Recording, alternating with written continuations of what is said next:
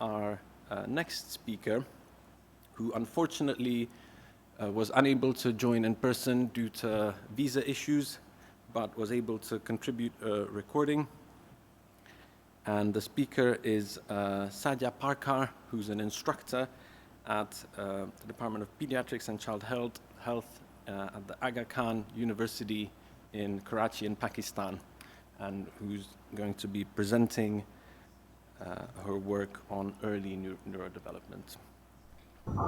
Good morning, everyone. I'm Sadia Parkar, working as instructor in the Department of Pediatrics and Child Health at the Aga Khan University Hospital.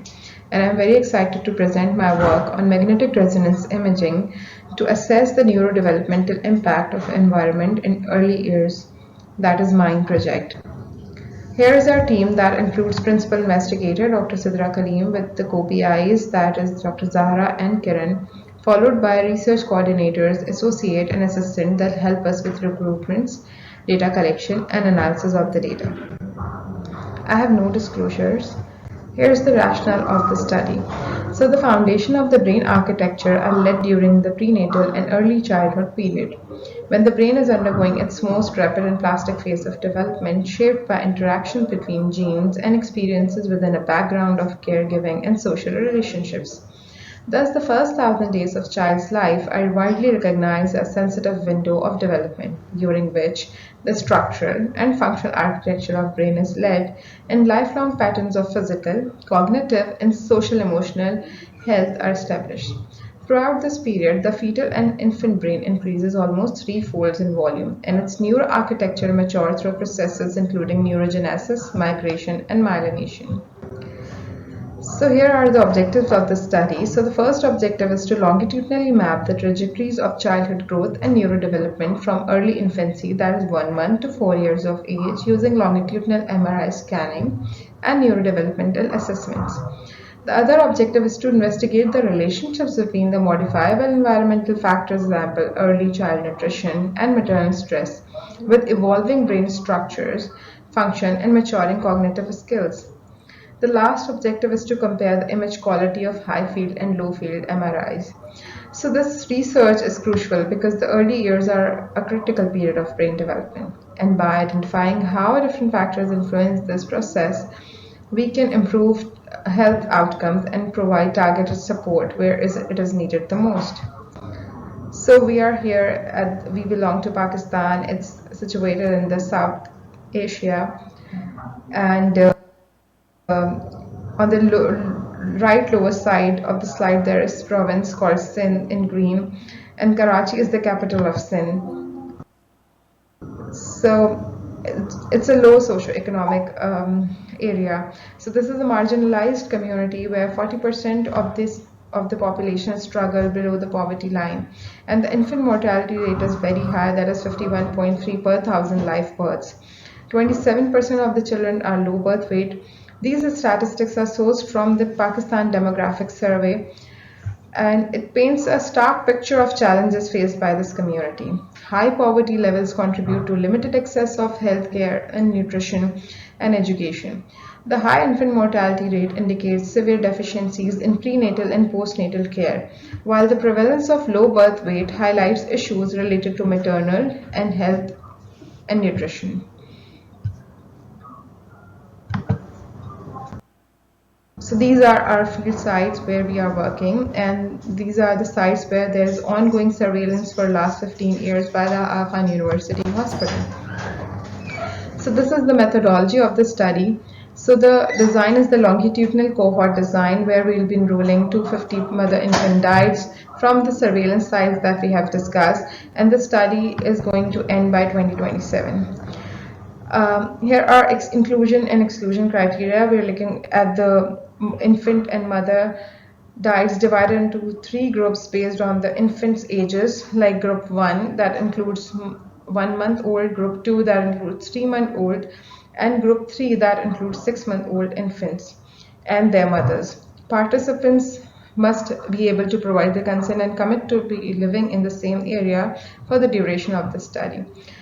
So we have some specific exclusion criteria for both mothers and the infants. So we excluded all those with congenital anomalies, infant with a history of hypoxic ischemic insult, and infant who had a delayed cry at birth. For the mother, we excluded those who are currently using antidepressive and anti-epileptic medication, mothers whose fetuses were exposed to smoking, drugs, or for more than 2 alcoholic units per week are not eligible, and the mothers who experience preeclampsia or high blood pressure or gestational diabetes are also excluded. So this is the onboarding process of the MIND study. So where we select the participant from the surveillance sites. The eligible infants undergo pre-assessment, during which our trained research associate and assistant obtain consent from the mother, schedule the MRI, and conduct a comprehensive medical assessment. So the high field MRI usually takes 30 to 35 minutes, whereas the low field MRI takes around 25 minutes. After which the participant is escorted back home and are brought back to the center the very next day for the psychological assessment and biological samples. And for some reason, if the high field is only performed on the same day and low field is not performed, so we schedule that on the next day as well. So here's the summary of all 4 visits. So demographic information will be, and the anthropometric measures of the mother and the child will be performed on every visit. The biological sample of the child and mothers will be collected at different time points. Psychological tools of the mothers will be assessed at different time points. Child's developmental assessments will be performed using global scale of early childhood development, and every year the low and high field MRI scan will be performed. And the scan will also be performed every year, the high field and the low field one. So we'll be enrolling 250 participants in total, but as we were coming to the end of the enrollments, we realized there were 20 exclusions, so we replaced the same number from the same groups. So now there are 100 in group 1, 100 in group 2, and 150 in group 3. This is from the MIND Study Live dashboard, where we track the enrollment records of the participants. Enrolled 1,098 participants. Now have enrolled 270. As I've mentioned that 20 have been excluded, so we replaced those. So the dashboard is showing 270, but right now currently we have 250 participants, which we will be following up over the 4-year period. And 146 follow-up have been completed. So looking at the gender distribution, it is almost equal, that is 52% male and 48% females. The vaccination status, which includes 44% are fully vaccinated, whereas 56% are partially. So in the mother age group, 21 to 30 years old mothers are 64%, 21% less than 20 years old, and 31 to 40% are 15%. 56% of the fathers are from 21 to 30 years age group. 52% of the participants have multi-household income 21,000 Pakistani rupees to 40,000 Pakistani rupees. So here comes the parental info. 41% of the father did not receive any formal education. 56% of the fathers are skilled labor, followed by 29% unskilled labor. Substance abuse is in 12%, mainly for the smoking and chewing tobacco, 4% for smoking. So mother education is almost the same as father, where 47% did not receive any formal education. 92% of the mothers are unemployed. Smoking is our exclusion, but 1% of the mothers were witnessed smoking while the visit by our data collectors and the research staff. Here. So these are some tools. So here are the details of the psychological tools that we have applied on our mothers. 51% of the possible depression was found in our mothers using EPDS. HITS was found positive in 25%. To assess the parental stress, we used parental stress index, and we found moderate stress in 87% of the mothers. Lower maternal autonomy was found in 96% of the mothers. So this slide shows the high field and low field scan of the same child. For this project, we used Flywheel, which is a platform that is used to manage, store, and analyze the MRI data. There are several gears installed in the flywheel that are specific to volumetric analysis of low and high fields. Brain volume are extracted using SynSAG for high field scan.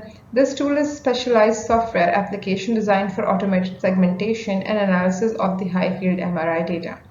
For the low field brain volumes, it uses two gears, MRR XZ-RAG followed by SynSAG. So in this slide, I'll be discussing various pipelines used for the image processing in the brain imaging. So the pre-processing will be done for reducing the noise and removal of the artifacts.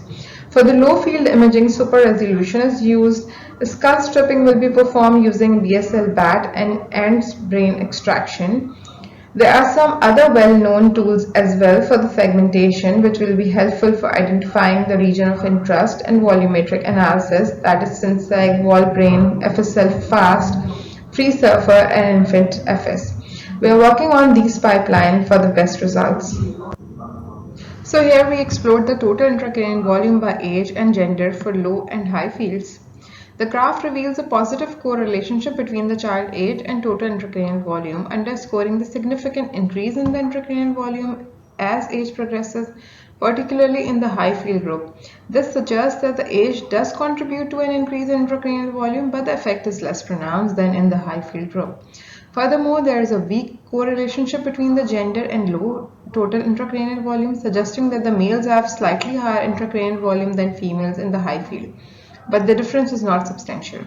So overall, age significantly affects the intracranial volume, especially in the high field scan, whereas gender differences are minor in high field and negligible in low field scan.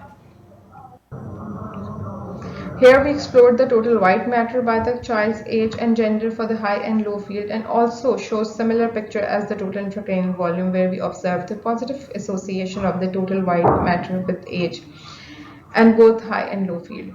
Meanwhile, the association of gender with white matter is reported in high field. This suggests that the gender also plays a minor role in the total white matter. Similar to white matter, the same patterns observed for the cerebral cortex as well. So as we have observed the same direction of these small dots and triangles in both high and low field, total intracranial volume increases with age of the child. So these are the same as we have discussed before.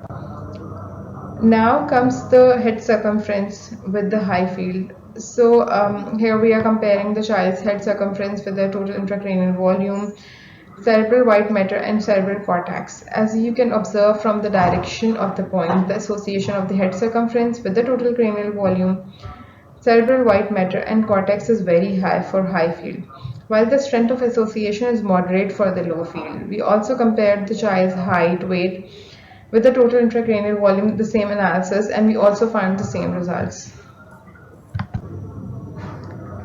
So this is a comparison between the high and low field volume, which were matched, meaning 57 3T with the 57 low field scans, where we can see both volumes are positively corresponding with each other, showing a similar pattern. Overall, these results show medium correspondence with white matter, gray matter, and CSF, while weak correspondence for hippocampus, amygdala, and thalamus. Since these findings show low to medium correlationships, so we are trying to explore different ways to achieve potential outcomes, as we believe the segmentation and scanning procedures maybe need to be improved to get the best results. So this study is funded by Bill Melinda Gates Foundation. Our data will be a part of Foundation's bigger project, where we are working with different collaborators for improving the analysis tool. We are also the data contributor for challenge as a part of MICAI 2024 conference. The challenge consists of testing deep learning algorithms to do quality control and hippocampus segmentation on low field MRI. So low field MRI are very significant in low socioeconomic setting. So there are some key benefits of that and some challenges and consideration as well. Lastly, I would like to acknowledge Sean Dioni from Bill Melinda Gates Foundation, Steve Williams, Niall Brook, and František Vasa from King College of London. Natasha Lepore and her team from Children's Hospital Los Angeles, Marius and Austin from Children's National Hospital, and Hyperfine team for always guiding us for the QC component of the study, and my team at the Aga Khan University Hospital. So this is our team that is working hard on the project, and thank you so much. And if you have any queries, do contact me. Thank you, and thank you OHBM for giving me this opportunity.